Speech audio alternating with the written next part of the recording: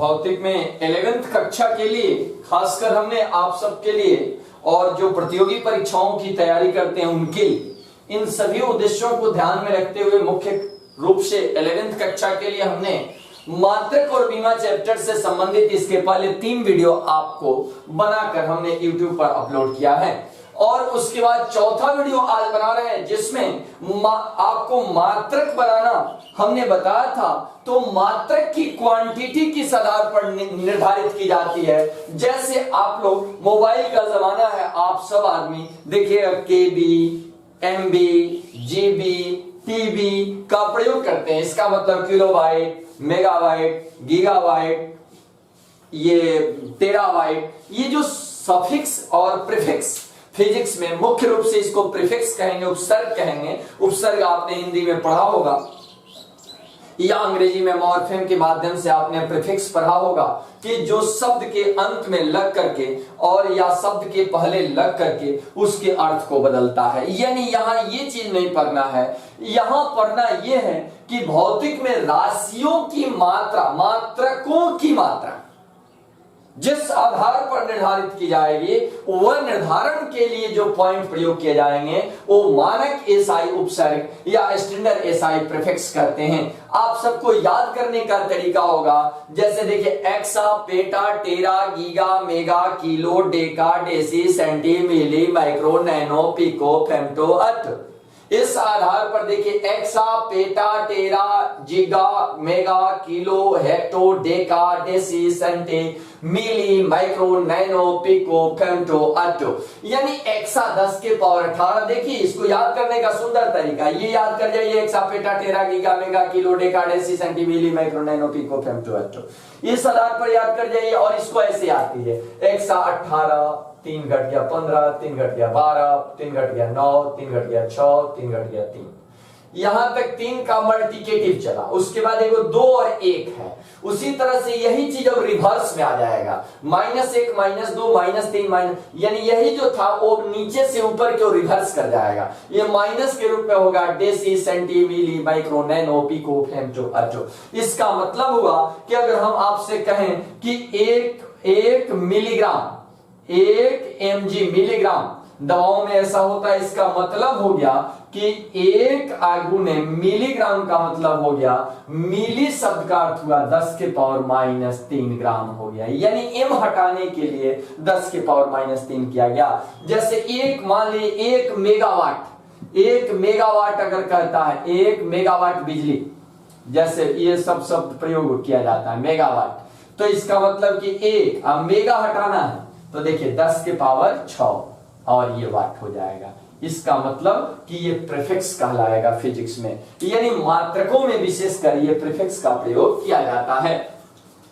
अब यहां आपको हमें बताना है, जैसे मात्रक हमने आपको बता दिया है, आज हमें बताना है बीमा। जैसे फिजिक्स में बाबू यहां देखिए भौतिक का काम है कि प्राकृतिक नियमों को सामने ला देना और गणित का काम है कि उन नियमों का विश्लेषण करके उसे सूत्रबद्ध कर देना। और जब सूत्रबद्ध हो जाएगा तो इसको सूत्र में रिप्रेजेंट करने के लिए किन किन भौतिक राशियों की आवश्यकता हुई और उनका घातीय रूप में जो निरूपण होगा वही घातीय रूप में निरूपण उस राशि की बीमा कहलाएगा। जैसे उदाहरण के तौर पर अगर क्षेत्रफल हम लेते हैं तो क्षेत्रफल निकालने के लिए 2 राशि की आवश्यकता होती है, एक लंबाई दूसरा चौड़ाई। यानी लंबाई और चौड़ाई 2 राशियों की आवश्यकता होती है। तो लंबाई और चौड़ाई 2 राशि चाहिए, तो इसका मतलब कि बीमीय आधार पर लंबाई भी L है और चौड़ाई भी L है, लेकिन उसका कोई घातीय मान नहीं है, यानी 1 है, तो L गुने L यानी L² हो गया। यानी वह सूत्र बनाने के लिए उस राशि को जिन जिन राशियों पर निर्भरता है उन राशियों का घातीय पद में व्यक्त करना उस राशि की बीमा है। यानी उसी को किसी भौतिक राशि का मात्रक प्राप्त करने के लिए मूल मात्रकों पर लगाए जाने वाले घातों को उस भौतिक राशि की बीमाएं कहते हैं।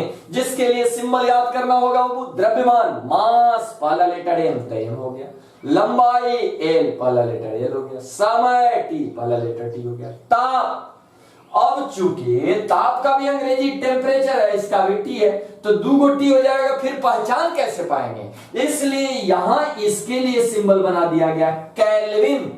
अब देखिए 3 गो इन राशि के अंग्रेजी से सिंबल बन गया और 3 गो मात्रक से सिंबल बन जाता है। टेम्परेचर केल्विन के, एम्पियर ए या आई, ज्योति तीव्रता कैंडिला सी या सीडी, और पदार्थ का परिमाण मोल यानी एन द्वारा भी सिंबल इसको बीमी आधार पर किया जाता है। आइए आपको कुछ राशियों का बीमा हम यहां बनाकर दिखा रहे हैं। जैसे उदाहरण के तौर पर मान लीजिए वो आप सबको पता है चाल, यहां राशि है, फिर हम यहां सूत्र लिख रहे हैं, फिर यहां मात्रक है और फिर यहां बीमा है। आयाम भी बोलेंगे, यानी चाल सूत्र, इसका चाल का सूत्र हो जाएगा दूरी बटा समय। दूरी बटा समय यानी दूरी का मात्रक होता है मीटर और समय का मात्रक सेकंड, यानी मीटर पर सेकंड, मीटर पर सेकंड। अब देखो बीमा अगर चाहिए तो मीटर किसका मात्रक होता है? लंबाई का, तो उसका सिंबल क्या होता है? बीमीय सिंबल एल होता है। बटा सेकंड, सेकंड समय का मात्रक है, तो समय का सिंबल क्या होता है? टी, तो एल बटा टी, तो इसी को लिखते हैं एल और टी को ऐसे लिखते हैं एल टी इनवर्स, और इसको हमेशा बड़े कोष्ठ में लिखा जाता है।